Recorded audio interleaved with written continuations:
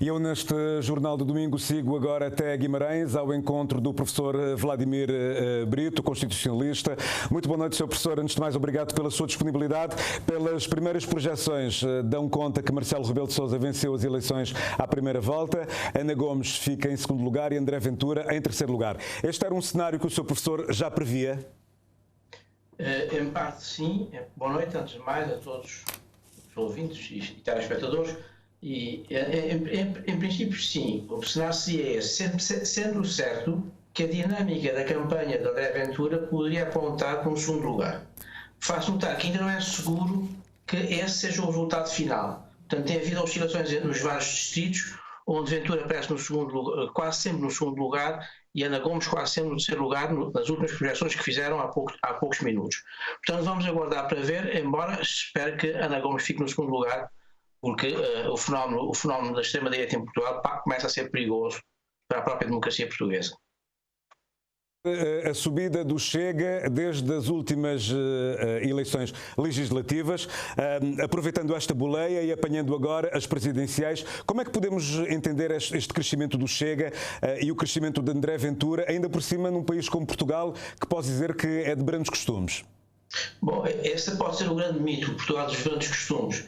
O grande problema é que, de facto, há um certo saudosismo, às vezes, do passado, há uma mentalidade autoritária, muitas vezes, que graça em Portugal e que gera que discursos como o de André Ventura, que apela a mitos, que apelam ao passado, a uma cultura do passado, uma necessidade de restaurar Portugal e que apontam os imigrantes e outras entidades externas como os responsáveis pela crise portuguesa, para a vida difícil de alguns portugueses, é evidente que esse discurso tem tido uma grande adesão de muitos portugueses e daí que Ventura tenha feito a campanha dele com base nesses mitos, nessas inverdades que ele vai espalhando e também na capacidade que ele tem, de facto, de ser um homem que consegue fazer discursos com grande fluidez e com uma aparente convicção. E daí tem atraído muita gente para as hostes dele. Não é? Portanto, era previsível, no quadro até de uma Europa em que a extrema-direita está a subir crescentemente, era previsível que tarde ou cedo em Portugal esse fenómeno se viesse a verificar. E o que é que poderá acontecer com... Eu estou-lhe a centrar estes primeiros minutos na questão do André Ventura e do Chega, porque também de uma certa forma, digamos, monopolizou muitas das notícias que vinham de Portugal durante esta campanha. O que é que poderá acontecer à extrema-direita depois dessas eleições com os resultados que estamos a ter nesta noite?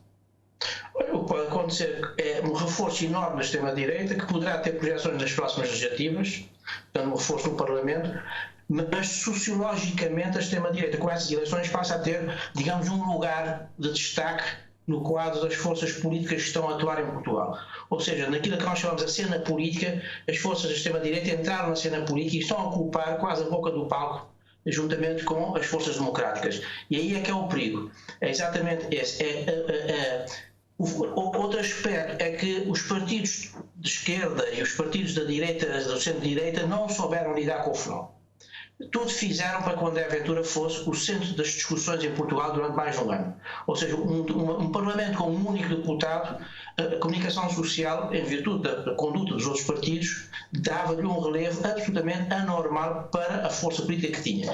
E isso projetou grandemente. Ou seja, Ventura não precisou fazer grande esforço para ser projetado, bastava que dissesse uma mentira, uma meia-verdade, ou apelasse por uma reconstrução de um passado português mitologicamente criado, para que todas as forças políticas passassem a falar dele durante a semana toda. E ele sabia disso, porque ele era de facto um homem inteligente, eu conheço pessoalmente o Ventura, eu sei que ele é um homem inteligente, já discuti com ele várias vezes a nível académico, e portanto é um homem que tem convicções muito fortes e que de facto aproveitou bem a boleia e soube trabalhar com inteligência a incapacidade de todo o espectro político democrático de tratar com o Ventura. Aliás, basta ver na discussão, quer com Ana Gomes, quer com Marisa Matias, como ele conseguiu arrastá-las para o quadro da discussão, que com a Marisa acabou num insulto e com a Ana Gomes acabou com um nervosismo enorme da Ana Gomes.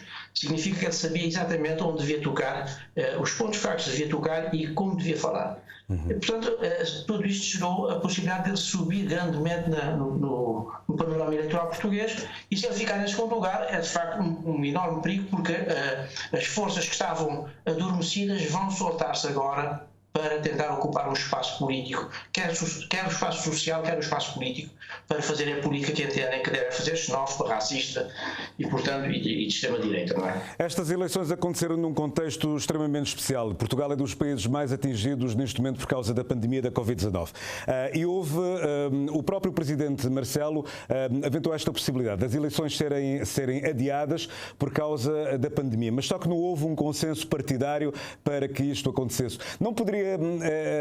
Primeiro gostaria de saber a sua opinião, se acredita que as eleições em contexto pandémico podem acontecer. Faço esta pergunta porque também aqui em Cabo Verde vamos ter eleições dentro de alguns meses.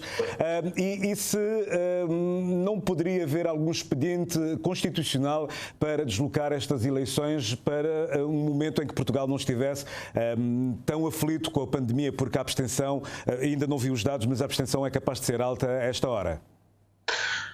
Bom, relativamente à questão das eleições em termos de pandemia, estas revelaram que não houve de facto uma abstenção grande, mas não tão grande para já, pelo menos em relação às abstenções de eleições para a presidência da República de segunda volta.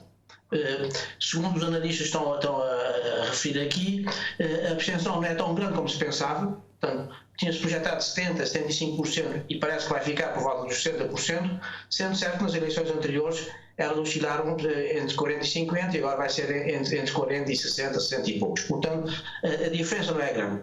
Temos de ter em conta também que o universo de eleitores aumentou com a inscrição automática de todos os imigrantes nos cadernos eleitorais e, portanto, há uma enorme dificuldade dos imigrantes votarem em situação normal, quanto mais em situação de pandemia nos países estrangeiros onde se encontram. Portanto, tudo isto gerou, de facto, um aumento da abstenção, que não sabemos ainda se é muito grande muito grande relativamente às eleições anteriores ou se mantém dentro dos quadros, enfim, normais da abstenção. É claro que com a pandemia seguramente vai ser maior do que os quadros normais, porque muita gente não pode votar ou porque está doente ou porque está em confinamento médico, portanto não pode sair e muita gente também não foi votar com algum medo. Mas, de qualquer modo, o modo como os portugueses reagiram na escolha eleitoral é de apontar como, de facto, a democracia tentou de novo afirmar-se com força pela participação enorme dos portugueses no quadro pandémico.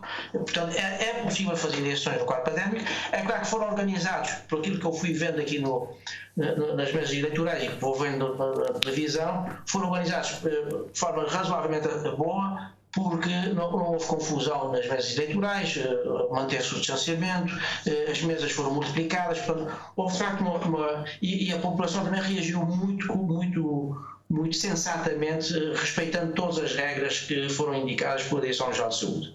Portanto, é possível. É claro que seria desejável num quadro diferente. Quanto à segunda questão que coloca, da alteração constitucional, bom, essa é mais difícil. Em primeiro lugar, porque nem todos os partidos concordaram com a alteração constitucional. Em segundo lugar, fazer essa alteração constitucional em cima do acontecimento é sempre problemático e gera alguma discussão. Portanto, seria bom que tivesse havido, de facto, a hipótese de alterar as eleições por uma época não pandémica, mas também não há previsão de quando é que acaba a pandemia, portanto, poderia ser indefinidamente, ou mesmo por um período muito longo de tempo, o que não é desejável, mas, de qualquer modo, esta situação só nos indica o seguinte: os constitucionalistas, quando fazem as constituições, nomeadamente os parlamentares, devem ter cláusulas de salvaguarda, ou seja, criar uma cláusula segundo a qual, em situação de pandemia, de estado de sítio, de emergência ou de grave crise nacional, poder o Parlamento decidir pelo adiamento das eleições com um período de tempo, enfim, que não seja exagerado.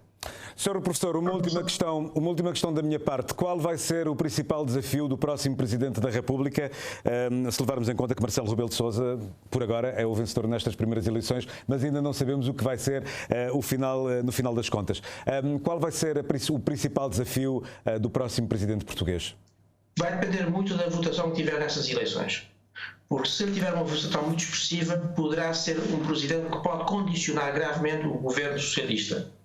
E, portanto, mudar completamente a estratégia de relação com o governo. Não a 100%, mas grandemente. Ou seja, criar maiores dificuldades ao governo, porque Marcelo é do centro-direita, como toda a gente sabe, e, portanto, ele agora coabitou bem com o PS, porque convinha também para efeitos eleitorais, como é evidente, e ele vem fazendo isso há muito tempo, mas a partir do momento em que ele tiver uma votação muito expressiva, poderá ganhar uma força e uma legitimidade maior para condicionar grandemente o governo do PS. Aliás, já deu alguns sinais nesse sentido, nomeadamente com o caso do Ministro da Administração Interna, com o caso do comandante da Polícia, etc. Bom, são sinais muito sensíveis para mim nessa perspectiva. O grande desafio depois, na relação com o governo, é encontrar mecanismos para permitir a saída da crise.